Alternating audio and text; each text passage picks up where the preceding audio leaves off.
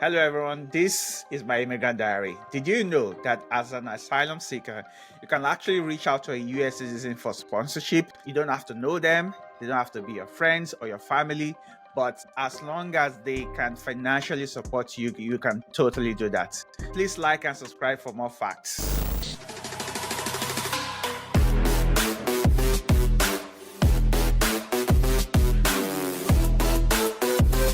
Thank you, Wally. That is a very, very useful information, and I think some people will find value in it.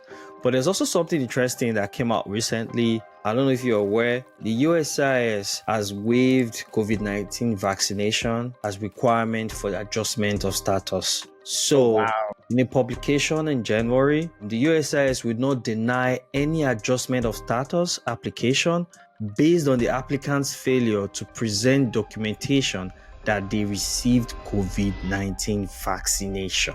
Wow, that's a pretty big one. That's Very a big big one, one. Wally. That's a big one because I went through that. I remember when I was applying for my travel document, I was required to get COVID-19 vaccine. Yeah, and there is a lot of people, for medical reasons, don't want to take it, or they just don't like the idea of taking vaccines. Honestly, for me, in my own experience, when I was moving to the United States, I also had to take it. I did have a negative reaction to the vaccine, which is one of the main reasons why, personally speaking, I don't really like taking vaccines, but I did have negative reaction. But, regardless, some people have phobia for needles. Even for that reason alone, some people will be more than happy to Now to just take, not. absolutely.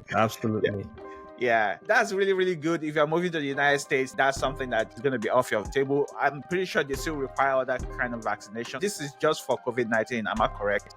Yes, just for COVID-19. Okay, all right. Sorry for if you have phobia for needles. Probably you have to get other vaccines in form of whether it's injection or whatever.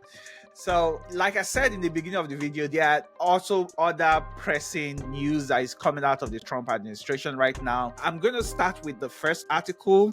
I'll just quickly share my screen.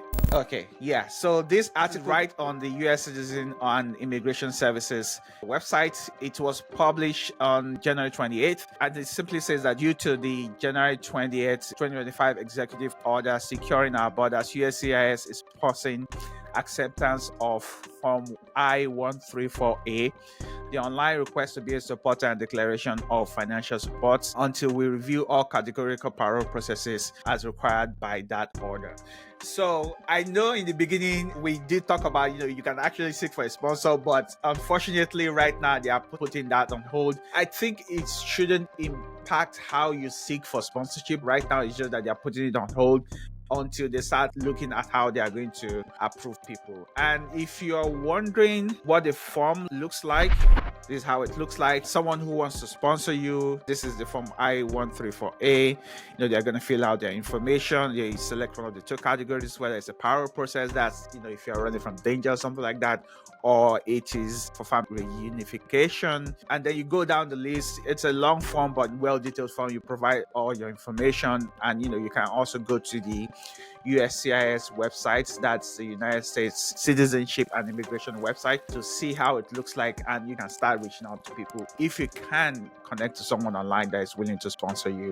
Yeah, so that is one of the biggest things that the Trump administration is doing. It's all about border control. Just read a little bit more detail about it. I think this will shed more light about the intention behind the passing of the form. Let me share my screen. And this is the statement from the Department of Homeland Security website. So this is the statement about that executive order. It just gives us a little bit more detail about why they are doing what they're doing. I'm going to start straight from the article right here. Yesterday, the acting Department of Homeland Security Secretary Benjamin Hoffman issued 2 directives essential to ending the invasion of the United States southern border and empower law enforcement to protect Americans. The first directive rescinds the Biden's administration guidelines for immigration and customs enforcement and customs and border protection enforcement actions that thwart law enforcement in or near so-called sensitive areas. The second directive ends the broad abuse of humanitarian parole and returns the program to a case-by-case basis. ICE and CBP, that's these two bodies that they talked about in this upper part here, will phase out any parole programs that are not in accordance with the law. The following statement is attributed to a DHS spokesperson. So this first part, basically what they are saying is that there are some things that went on in the Biden administration that the Trump administration see it as allowing an invasion of America. Of course, for me, I'm an immigrant. I don't have any particular view about that, but like I'm gonna try to at least objectively look at what the administrations are talking about. So this is what the Trump administration is saying. But during the Biden administration, that wasn't what they were saying. There are different administrations, and they have different policies about how they go about these issues. So what they are saying is that Biden had some policy that prevented the people who are supposed to protect the border from actually protecting the border. So now those policies that were in place have now been removed. And so that means that they are not allowing as much people as before. It's going to be case by case. So one person will apply, they will look at the case, they'll see if the person is valid. But I think that definitely there will be a lot of people that will be affected negatively by it, and they genuinely need help. What do you think, Precious? It's not about what I think, it's about what the article says, to be candid with you. I really have no opinion. You already said something like, well, immigrants will move to America. My view is really just looking at what the law says. If there's an executive order, how does the executive order affect people and how they can cope with it? If there's any information we find, I would think it would be useful to our viewers, we're going to put it out there, just like what we're doing. Please note that it's been suspended, but it's not completely shut. You can see even just paused, right? They didn't even use the word suspended. It's just paused. It's just paused. Yeah. It's still a case-by-case basis. There are still some cases that would go through. And so if you have a strong case, your case is genuine, I don't think this stops you from applying for I-134A. So, yeah. So the form I-134A is paused. The asylum application is now on case-by-case basis. Obviously, if I think about it logically, that's the way I see it happening.